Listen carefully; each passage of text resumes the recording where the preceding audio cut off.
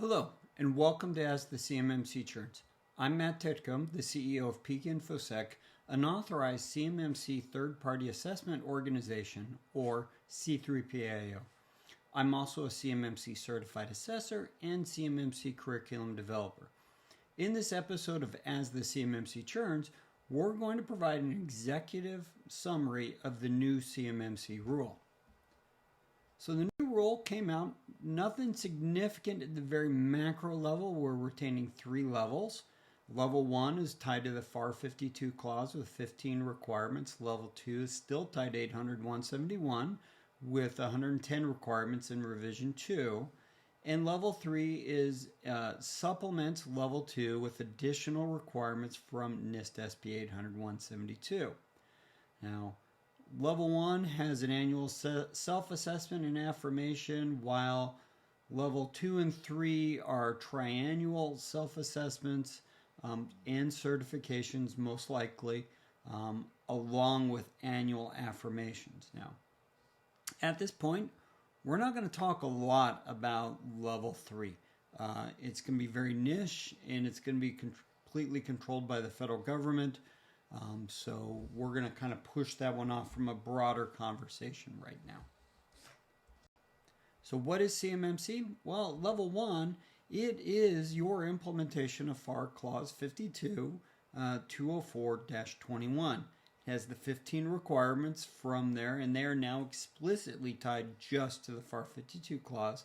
And DoD likewise has associated it with the 59 assessment objectives from 800-171 alpha. Well, wait a minute. Why did they tie it to those? Well, because you need to conduct an annual assessment per those assessment objectives, not per your interpretation of how you think it works. You must follow those 59 objectives. Likewise, after you've done that assessment, you must submit an annual senior leader's affirmation of your compliance for all requirements. This is 100% met level 1. Do not underestimate the complexity of a level 1. The very first requirement trips up many organizations, even mature ones in level 2. So level 2 is again tied to NIST SB 800-171. There's 110 requirements, 320 assessment objectives, and this is all being driven out of your compliance requirement coming out of DFAR 7012, which requires you to implement NIST SB 800-171. Likewise, there's a triennial, once every 3-year assessment you're required to do of your organization's implementation. You are required to conduct an annual senior leader affirmation that you're still compliant. Again, these affirmations are False Claims Act traps. Do not underestimate the potential liability you may have by overstating or falsely attesting your conformity for either of these requirements. Now, CMMC is basically that third-party certification of your implementation of 800-171 when it comes down to it. So again, this is that certification that we expect for most organizations to have to get certified. So let's take a look at what DoD considers their numbers. So DoD in their rule broke out their guess on the number of organizations that are going to have to be certified underneath CMMC. So level 1, they roughly think about 63% of the organizations are going to have to be level 1 self-assessed. And these are presuming unique organizations, not distinct and separate organizations. Level 2 self-assessments, again, these are ones that are only self-assessing, are only 2%. So again, self-assessments at level 2 are going to be very rare. The bulk majority of level 2 will be certified by a C3PO like our organization. Level 3 is only 1% of the overall total. So very niche, very negligible. Again, reason why we'll cover what's in level 3 at a later date for other organizations that are interested in that. Now, again, 95% of level 2 firms will need to be certified. So you need to keep that in mind. The other part of this is, again, as we've already said, level 3 is going to be rare. We'll cover the 24 requirements in there in the later churns, but I don't expect to see a whole lot going on. Now, in the overall number of the 221,000 that DoD expects to be within the defense industrial base, that number was gathered by DIBCAC and the Defense Pricing and Contracting Organization. So they basically pull all the contracts, filter out all the primes and all the team members and everybody who's had a flow down for facility clearance. Once they've got that, make sure they're all unique, and that's how they came out with that number. Couple flaws with this. So when we start looking at these numbers, one, DoD does not account for all orgs wanting to be a prime. Everybody may start out at a level 1, especially machine shops, etc. But sooner or later, you want to be a prime contractor because that's where all the profit really is. So we expect that number's probably wrong, just to be honest with you. So we're expecting more in level 2. Likewise, when we look at the overall number, that number, 221,000, does not account for any organization that is not on a direct DoD contract.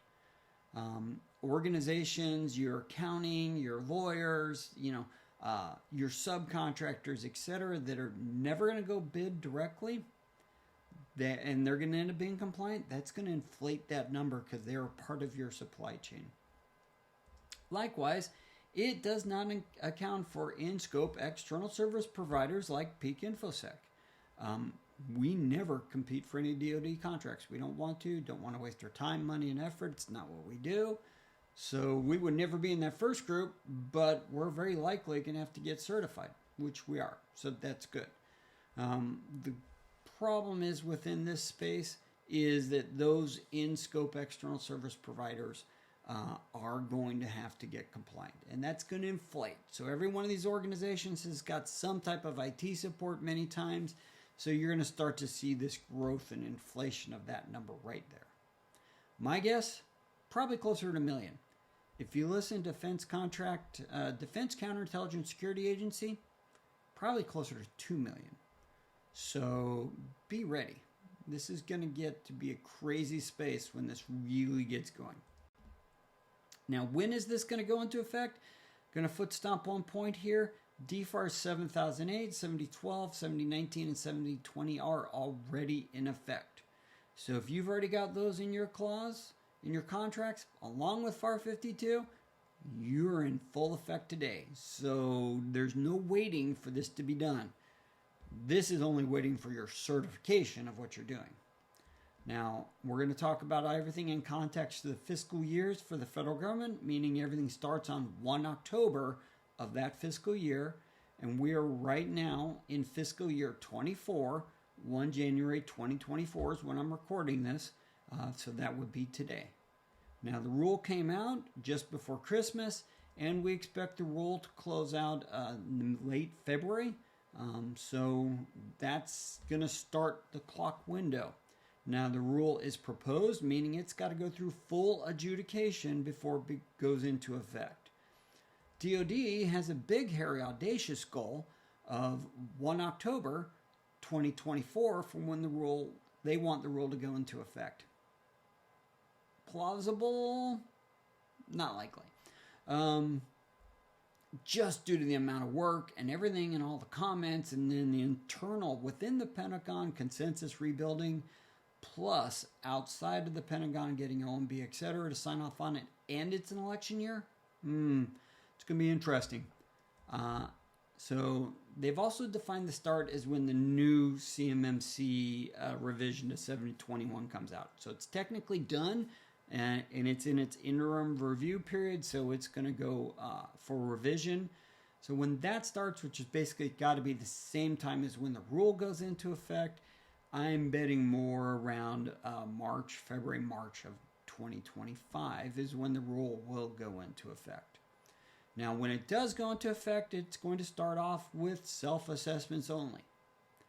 Now, don't wait too long, because 6 months later, certifications will be included in contractual requirements at that point in time. Again, this is going to be kind of on a ramped and rollout level. And then a year later, CMMC Level 3 certifications will begin. 1 year later, CMMC will go into full effect. So again, this is kind of DoD's plan for getting this done. DoD is giving you a gift for this Christmas. There's another window right here for everybody who's been dawdling and avoiding to get compliant. You have a window now to do so. We highly encourage anybody who's sitting on the fence or sitting on the other side of the fence to take this video seriously, start your work, and get ready to get certified. Otherwise, you're going to find you've got issues and you won't be eligible for your contracts. So how fast is it going to roll out? Well, DoD is basically planning along those 4 phases, a very slow, gradual rollout in year 1, year 2, year 3 picks up, and then year 4 is where we kind of get to that steady state, that phase 4 full blown. Now, here's reality. This is not the way this is going to play out. This is the way it's going to play out. Every one of your primes, everybody who's got a supply chain, when they start competing for these, the moment that rule goes into effect, and as a C3PO, we are allowed to go and do CMMC certification events, the game is started, and the market pressure is going to start for you to be certified immediately. Otherwise, what's going to happen is, and I'm going to use the school bus analogy, you may be in the back of the bus where there's a lot of high prime and good contract value. The longer you wait down this path, the more your prime is shoving you to the front of the bus with lower profit margins, and eventually DoD, the bus driver, is going to kick you off. So understand, market pressure is going to drive initial huge crazy wave of compliance, and be ready for it by getting started now. It's just kind of what we're expecting. We're already seeing it, and you already kind of see it from your primes when they send out their letters asking you, when are you going to get certified? So keep that in mind. Now, how did DoD approach costing? Well, basically, your requirement, if you're going to be working for DoD, whether it's under the FAR 52 clause or for the bulk majority of everybody in the big car cost, it's covered underneath the DFAR 7012 clause. So all non-recurring and recurring costs, that way. You do not get any additional consideration for cost to get certified underneath CMMC other than the actual cost for you doing your self-assessment and for getting ready for certification. Now, don't expect more money, just to be honest. DoD's going to have to include costs in their budgeting, but in the net effect, this is just going to simply be a cost of you doing business with DoD. They do expect you to increase your rates. They do expect you to cover costs. They do expect this to impact and flow down their supply chain. So just understand, this is not going away. If you want to keep doing business with DoD, cybersecurity is now a compliance requirement. Now, when we look at their cost for DoD, the cost for smalls and other than small, which basically means anything larger than 1,000 person organization, they do break out their guesses on the cost for what they've estimated it to be. Now, the self-assessment costs are identical to the level 2 certification costs. Likely you're going to be paying for these twice, and in reality, it's probably not as clean as DoD thinks. Likewise, DoD's cost estimates of $45,000 and $52,000 for the cost to actually do the certification event. That's my bill as a C3PAO to you. Just to be intellectually honest, are probably going to be your low-level costs. That's probably at the bottom. The more complicated, the bigger the organization is, the more expensive it's going to be. And I would not bank on this as the actual cost that you're going to get from a C3PO. Sorry. POAMs, Well, this is where things are going to stink. Level 1, there are no POAMs allowed. You are either compliant at level 1 or you are not compliant at all. Why? Simply because there is no POAM requirement in the level 1 requirements. They cannot levy something new on you without opening up a whole new set of problems that they don't want to do. So in short, you've got to be compliant at level 1 100% of the time, all the time. Again, level 1, don't underestimate it. It's probably more complicated than you think it is. Level 2, things get muddy. All right, so you are allowed a level 2 for CMMC. You're expected to have a POAM regardless, because the moment you start your work until you're ready to self-assess and submit, you're supposed to have a POAM. Now, level 2 is if only the following conditions are met. So your SPRS score, now the new CMMC score, has to be, take that score divided by 110, is it 0.8 or greater? Which is a score of 88 or higher. Now, that scoring, that number will change over time, so they're allowing that flexibility here. Likewise, you can have no 3 or 5 pointers with the exception of the FIPS validated requirement as an open item. Any of those are open, no eligibility for a POAM when it comes to your self-assessment or certification. Pardon me, we'll talk about that in a minute. And the last one is you have to have none of these other requirements as open. These must all be met.